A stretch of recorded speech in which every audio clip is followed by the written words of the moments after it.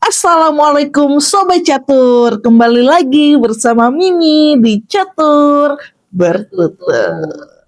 Kali ini kita akan membahas kisah Ibu Siti Khadijah yang dikenal oleh umat muslim sebagai istri pertama Rasulullah Shallallahu Alaihi Wasallam, sehingga ketika di Tanah Suci banyak jamaah yang ingin berziarah ke makam Ibu Khadijah. Kita langsung saja masuk ke ceritanya, bagaimana kisah seorang wanita mulia yang penuh inspiratif yang dikenang dengan kesederhanaannya. Siti Khadijah adalah putri Khuwailid bin Asad. Beliau dilahirkan di rumah yang mulia dan terhormat. Sekitar tahun 68 sebelum Hijriah, sejak Ibu Siti Khadijah tumbuh dalam lingkungan keluarga yang terpandang dan dihormati di kota Makkah. Lingkungan keluarga yang mulia ini membentuk kepribadian Ibu Khadijah menjadi seseorang wanita yang cerdas, teguh, dan memiliki akhlak yang luhur. Pada tahun 575 Masehi, Ibu Khadijah ditinggalkan oleh ibunya. 10 tahun kemudian, ayahandanya Khuwailid juga meninggal dunia. Sepeninggal kedua orang tuanya, Ibu Khadijah bersama saudara-saudaranya mewarisi kekayaan keluarganya yang sangat besar. Namun, kekayaan yang besar itu tidak membuat Ibu Khadijah hidup bermalas-malasan atau berfoya-foya. Ia menyadari bahwa harta bisa menjadi ujian bagi seseorang. Karena itu, Ibu Khadijah memutuskan untuk tetap aktif dan tidak menjadikan dirinya sebagai pengangguran. Dengan kecerdasan dan keteguhan sikap yang dimilikinya, Ibu Khadijah kemudian mengambil alih dan mengelola bisnis keluarga menjadi seorang pedagang atau saudagar besar. Ibu Khadijah pernah menikah dengan Abu Hala bin Zuhrah At-Tamimi. Dari pernikahan itu, mereka dikaruniai 2 orang anak bernama Hala dan Hindun. Namun, tidak lama kemudian suaminya meninggal dunia dan meninggalkan harta serta jaringan pedagang yang sangat luas. Setelah itu, Ibu Khadijah menikah lagi dengan Ati bin Ali. Akan tetapi, beberapa waktu kemudian, suami keduanya juga meninggal dunia dan meninggalkan harta serta usaha perdagangannya. Sejak saat itu, Ibu Khadijah dikenal sebagai salah satu wanita terkaya di kalangan bangsa Quraisy di kota Mekah. Banyak dari para pemuka dan bangsawan Quraisy yang ingin melamar Ibu Khadijah.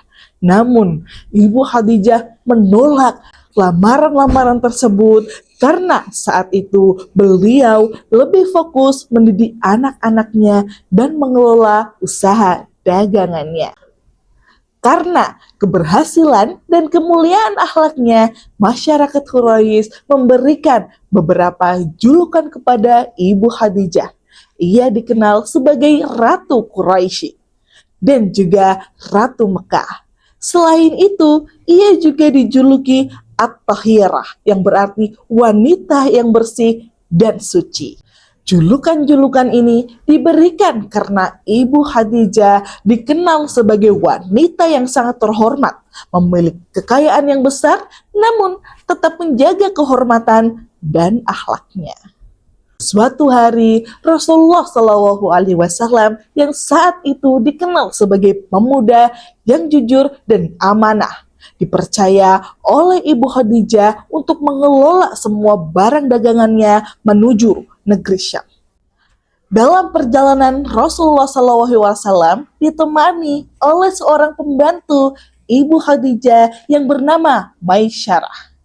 Setelah kembali dari perjalanan dagang, Maisarah menceritakan kepada Ibu Khadijah tentang perjalanan tersebut. Ia menjelaskan tentang keuntungan yang didapat serta kejujuran dan kepribadian Rasulullah yang sangat luar biasa.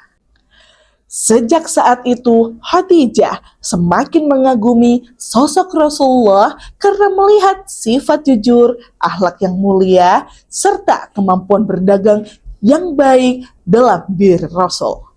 Dari kekaguman itu, perlahan muncul perasaan cinta dalam hati Ibu Khadijah kepada Rasulullah dan akhirnya tibalah hari yang penuh berkah itu. Pada tahun 595 Masehi, Rasulullah menikah dengan Ibu Khadijah dengan mas kawin 20 ekor unta muda. Pernikahan tersebut diwakili oleh paman Khadijah yaitu Amr bin Asad. Sedangkan dari pihak keluarga Rasul diwakili oleh Abu Thalib dan Hamzah. Pada saat menikah, Rasulullah berusia 25 tahun, sedangkan Ibu Khadijah berusia sekitar 40 tahun. Perbedaan usia yang cukup jauh tidak menjadi masalah bagi keduanya. Pernikahan mereka dilandasi oleh cinta yang tulus, kepercayaan, dan pengabdian kepada Allah. Dari pernikahan tersebut, Allah menganugerahkan 6 orang anak. 2 diantaranya laki-laki, yaitu Qasim dan Abdullah, yang juga dikenal dengan At-Tahir dan At-Tayyib.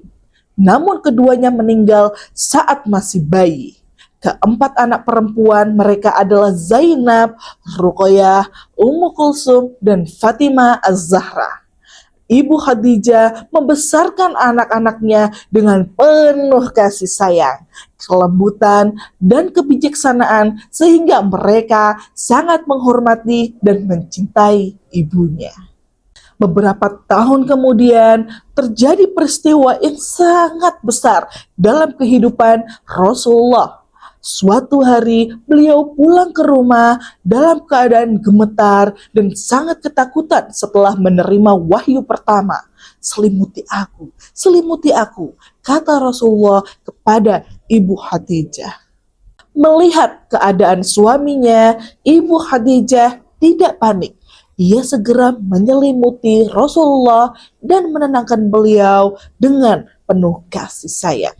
Setelah Rasulullah menceritakan apa yang dialaminya, Ibu Khadijah berkata dengan penuh keyakinan, "Demi Allah, dia tidak akan menghinakanmu selama-lamanya. Engkau adalah orang yang selalu menyambung tali persaudaraan, berkata jujur, membantu orang yang kesulitan, memuliakan tamu, dan menolong orang yang membutuhkan." Kata-kata itu membuat Rasulullah menjadi tenang dan percaya diri. Ibu Khadijah adalah orang pertama yang beriman kepada kenabian Rasulullah. Ia setia mendampingi perjuangan dakwah Rasulullah sejak awal. Ia membantu dengan hartanya, dengan dukungannya, dan dengan kesetiaan yang tak pernah goyah. Rasulullah sendiri pernah memujinya dengan mengatakan bahwa Ibu Khadijah beriman ketika orang lain mengingkari, membenarkan ketika orang lain mendustakan, dan membantu dengan hartanya ketika orang lain tidak mau membantunya. Kesetiaan dan kebaikan Ibu Khadijah selalu dikenang oleh Rasulullah SAW, bahkan setelah beliau wafat pada tahun 619 Masehi. Pada usianya sekitar 65 tahun, tepatnya pada tanggal 10 Ramadan di tahun ke-10 kenabian.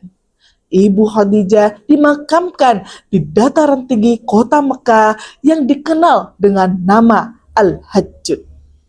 Wafatnya Ibu Khadijah memberikan kesedihan yang sangat mendalam bagi Rasulullah. Pada tahun yang sama, Rasulullah juga kehilangan pamannya Abu Thalib. Karena itulah tahun tersebut dikenal sebagai Amalul Huzni atau tahun kesedihan dalam kehidupan Rasulullah. Sekian Catur Bertutur episode kali ini. Semoga kisah Siti Khadijah yang Mimi sampaikan dapat menjadi pelajaran berharga bagi kita semua. Sampai jumpa di episode selanjutnya di Catur Bertutur.